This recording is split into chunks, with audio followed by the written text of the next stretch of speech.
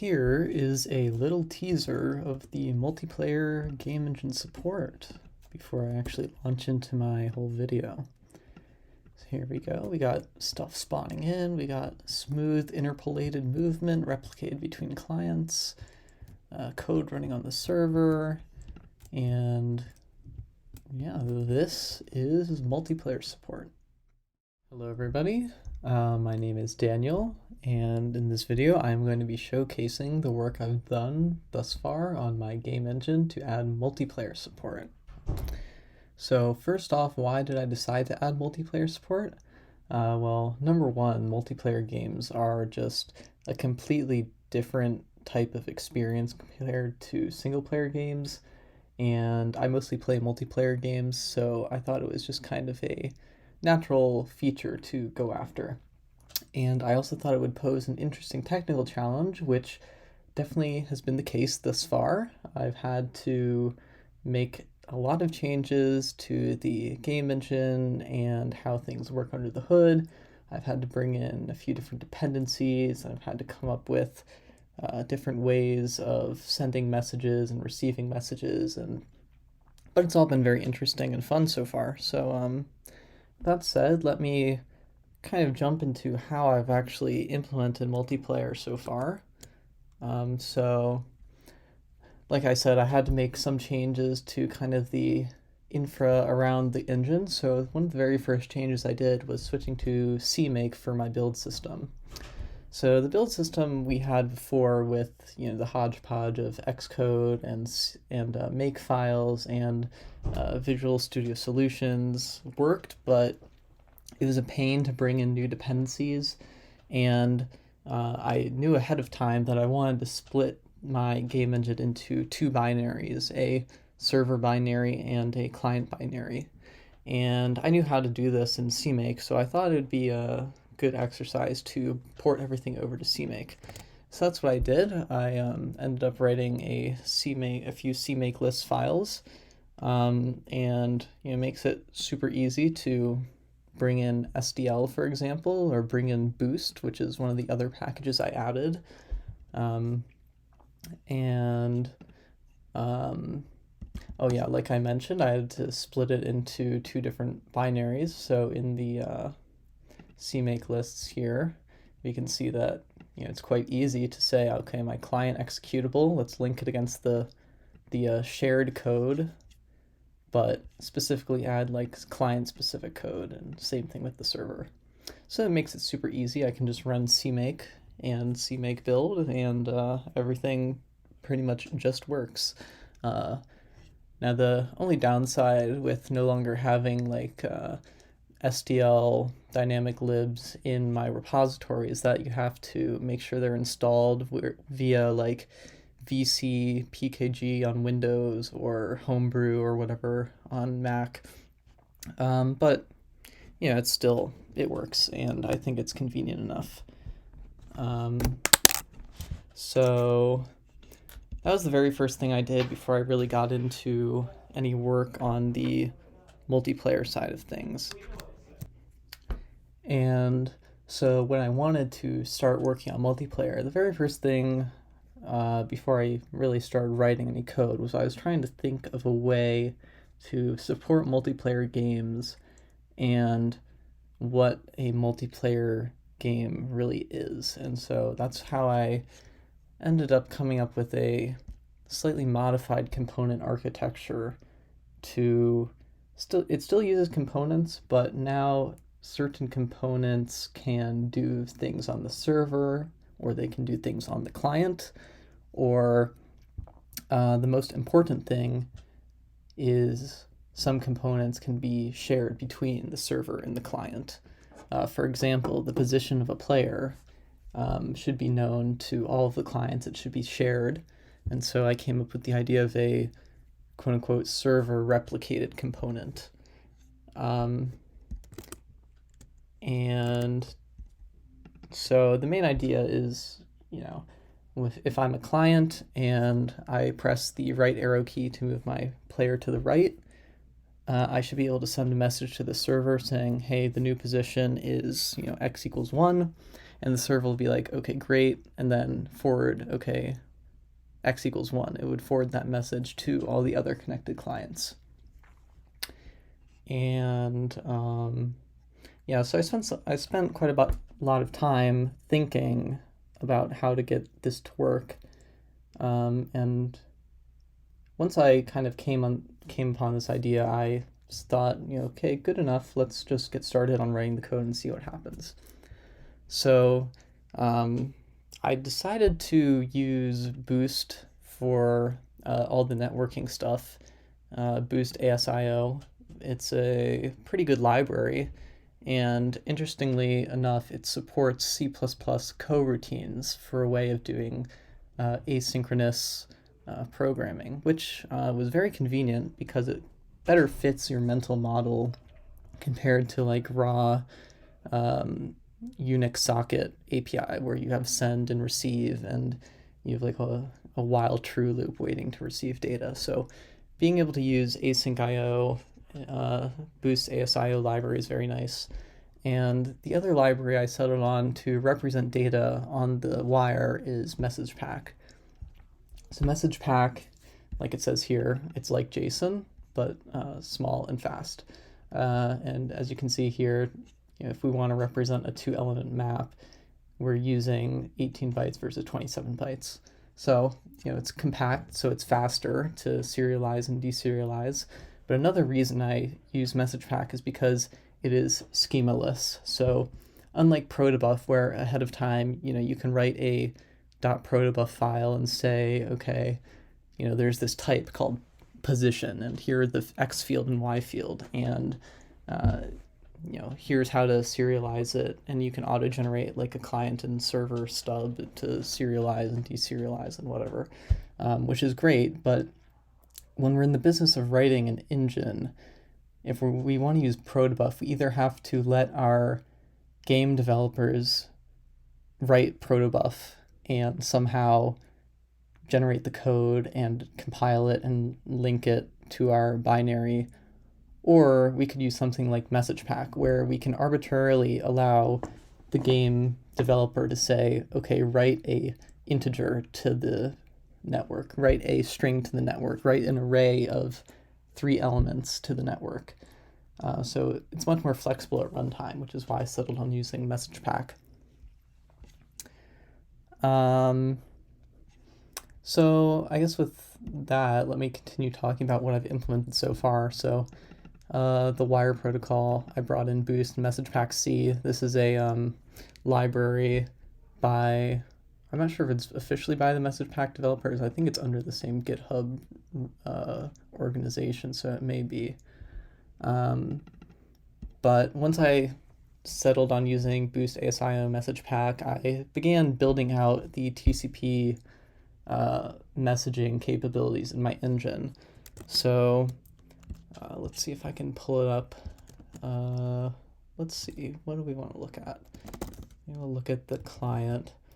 Yeah, so you can kind of see an example of how the coroutines work here. So our client session, this is code that runs on the individual client. We can ask Boost.Asio to coroutine spawn, which spawns kind of like a thread, but it's an asynchronous thread that is executed by a actual worker thread. And so we can spawn a reader coroutine and a writer coroutine. And if you've ever done any kind of network programming in, for example, Go, this is a very common pattern where you just have a while true loop, you try to read a message from the socket, and if you successfully read it, you try to push it to a queue that processes the message. And so I made this message queue wrapper, which uses a lock-free queue to kind of allow the game thread and the network message processing thread to work in parallel without doing excessive locking, which I thought was an interesting idea, so I just went ahead with it. I didn't do any benchmarks to see if lock-free is actually better than just using a regular queue with a mutex, but I wanted to use lock-free, so I used the Boost lock-free library to implement a small API where you can just push, and you can also asynchronously pop, waiting for the next available message. So that was pretty cool. It lets you build it let me build a very simple interface where all the complexity of using the network is abstracted away, and on the server, for example, you can tell the network wrapper to process any received messages, and it's a nice STD variant where you can have, okay, we got an error message, we got a hello message, we got a replication message, and easily write all the logic, and you can say, okay, send a message tick replication ACK message, or send a message tick replication, or send a load scene message. So there's no messing around with networking in the actual server logic. So that was a nice abstraction that I spent a lot of time building up, but it really allowed me to work and iterate quickly. One other thing I had to do was design a Lua API to support reading and writing data from the network. And so what I landed on was something called a replicator. I created a quote-unquote replicator service that you can call upon. So this is a simple component. You can read through it. I'll give you a second. But it has just an onUpdate function that when you press space, it increments a counter, and you'll see it calls replicator service.replicate. And what this does is basically it marks this component each frame, or it marks the component as needing an update this frame. So whenever you modify the internal state and you want to replicate that to other clients in the server, you just call replicate self. And you'll notice there are two additional functions on this component called replicate push and replicate pull. And push is called when you're sending to the network, and pull is called when you're receiving from the network. So because the entire internal state is represented by just a number, we can write an int to the push. Push is just like a helper wrapper. And when we receive from the network, we can just read the int back into num. So it's quite simple and a nice interface, and you could extend it, write string like self.message, and then self.message equals pull read string. And it's that simple to add new fields to your synchronized component. But let's get rid of that. So that was the Lua API design. It supports integers, floats, booleans, and strings. And one thing I did as well before I, kind of in parallel as I was working on actually implementing multiplayer, was making a C++ component called transform that is replicated. So let me just show you that. It's a pretty simple component here. It just has a x value, a y value, and a rotation value. And you can see that we can implement replicate push in C++ and just write number, write number, write number. And replicate pull, read number, read number, read number. So pretty straightforward. And this is this leads to the very first multiplayer game, which I will show you. This game is extremely simple. There is a blue cube or square. And so on the left here we have client 1, on the right here we have client 2. They are both connected to the server process running in this terminal window. You can see that the server received a hello, and it responded with a message welcome and a message load scene.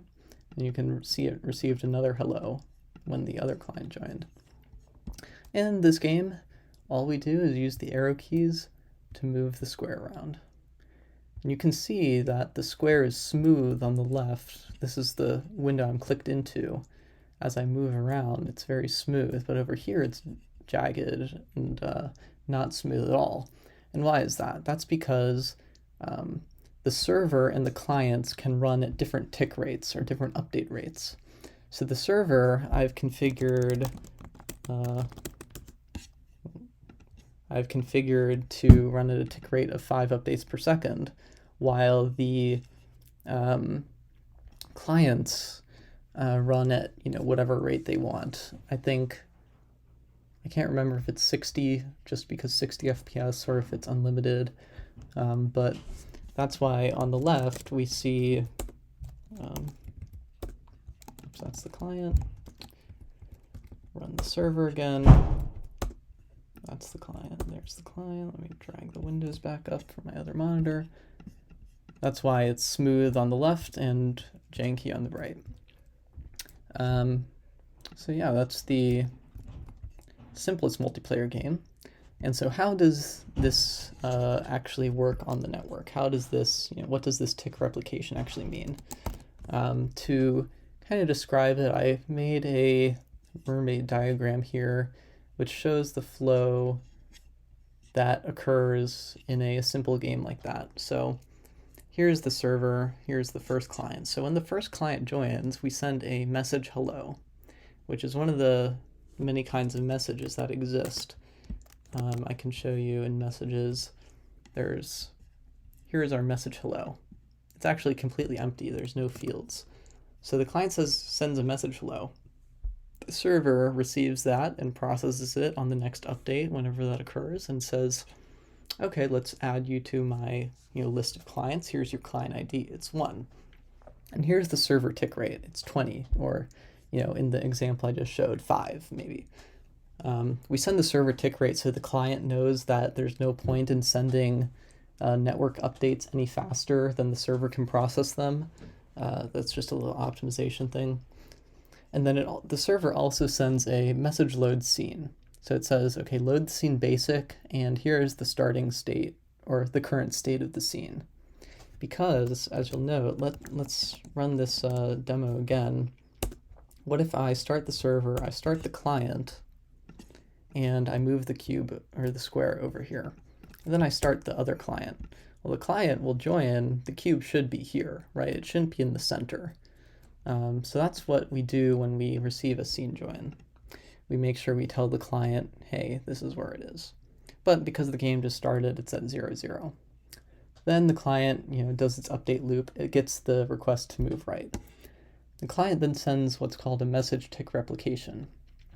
So a tick replication can contain a list of instantiations. Let's not worry about that right now, but also replications. So this says, update the actor with ID 2, component key 1, and here's the new state. Now the actual state isn't represented as a map. Remember, we call the replicate push function to get a binary representation of the component. But yeah, that message goes to the server receives it, and the server updates the game on the server as well. So not only is the square's position replicated between clients, but the server also has its own copy of the world. Now say another client joins, sends a message hello, the server responds, hey, here you go, client ID 2, tick rate 20, and here's the scene state.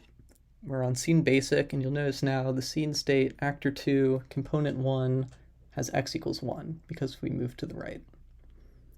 Now let's say now both clients are connected. Say client 1 moves down.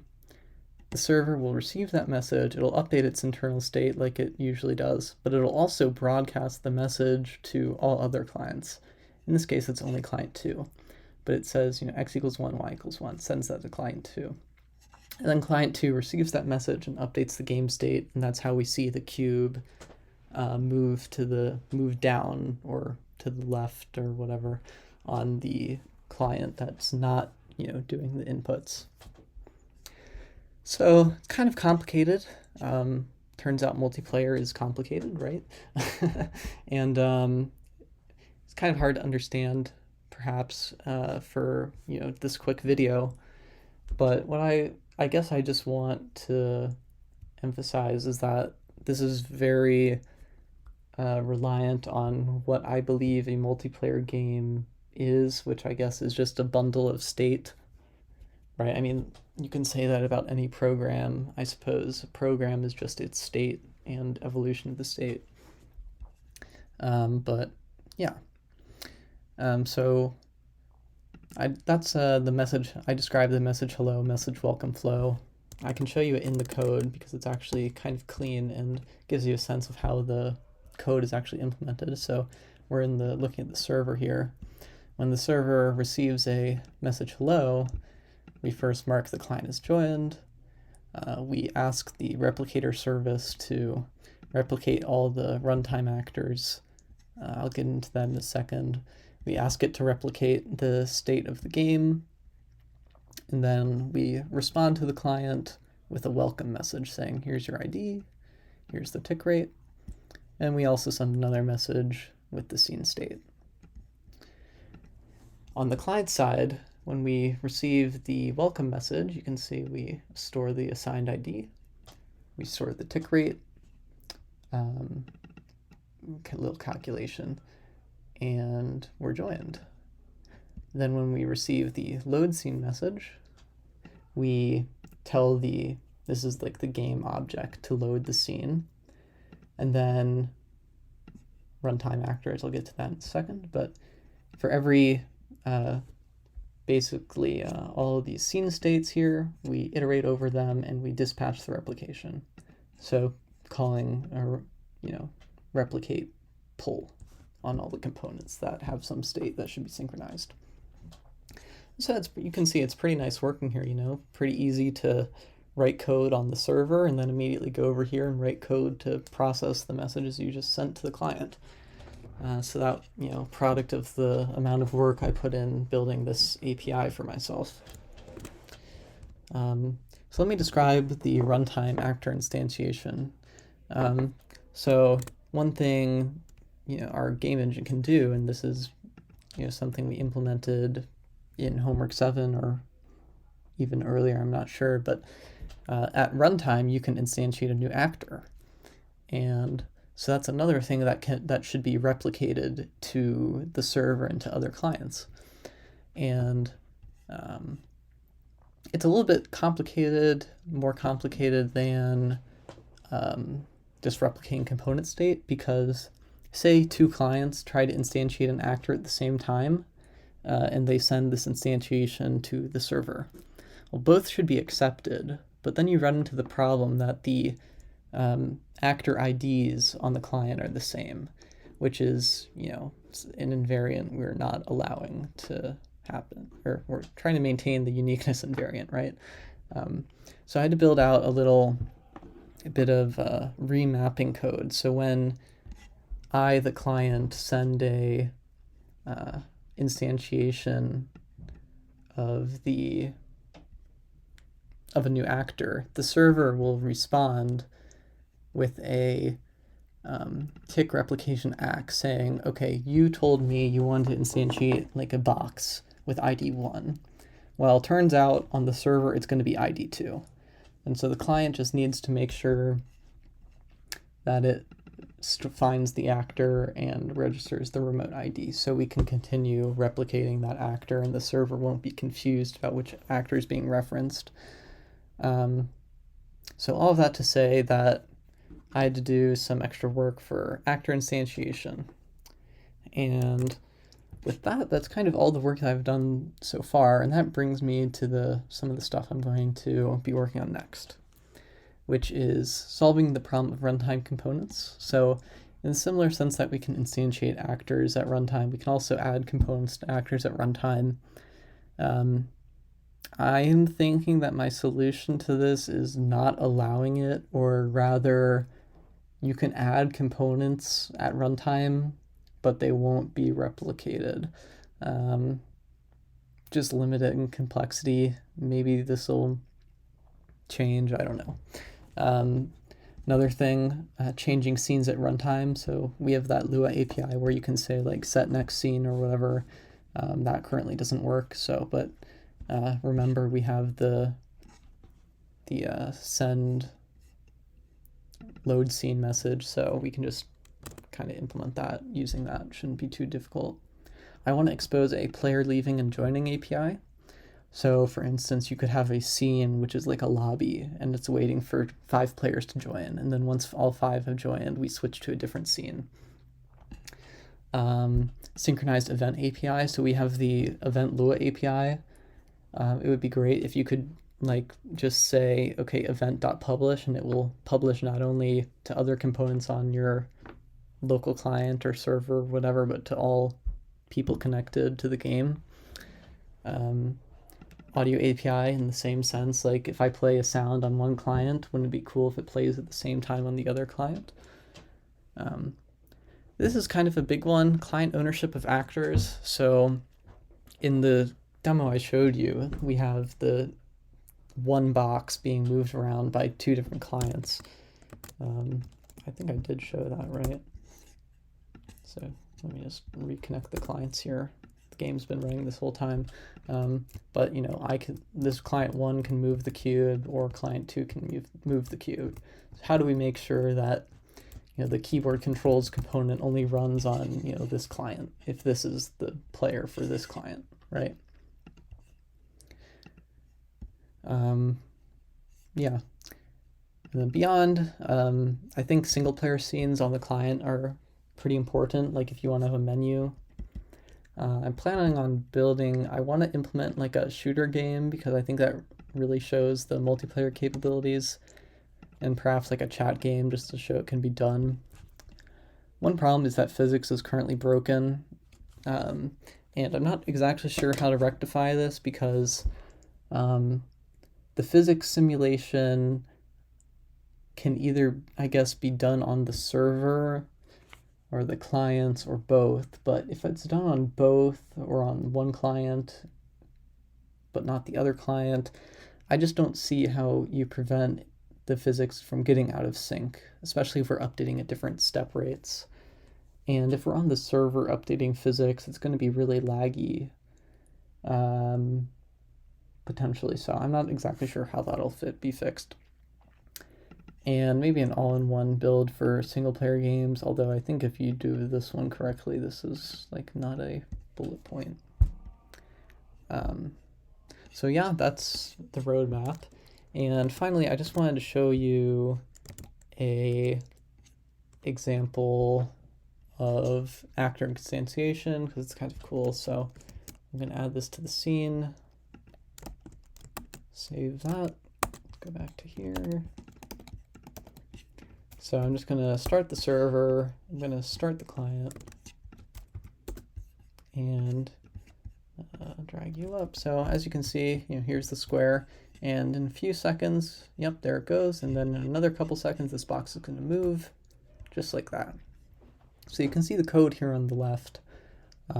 This is actually a component running on the server. You can see the realm is on the server. You'll note that the transform is server replicated. So on the server, we instantiate a box on frame 30, and it starts at 1,1, which was down here. Then 20 frames later, or 20 ticks later, we move the box. And we do that by saying, okay, x equals 1, y equals 0, and then calling replicate. So, and you can see instantiating box on the server sent a message tick replication, which was then received, and then we moved the box and it was then received again. So, yeah, that's the current state of multiplayer on my game engine. I've had a lot of fun working on this so far, and yeah, thank you for watching.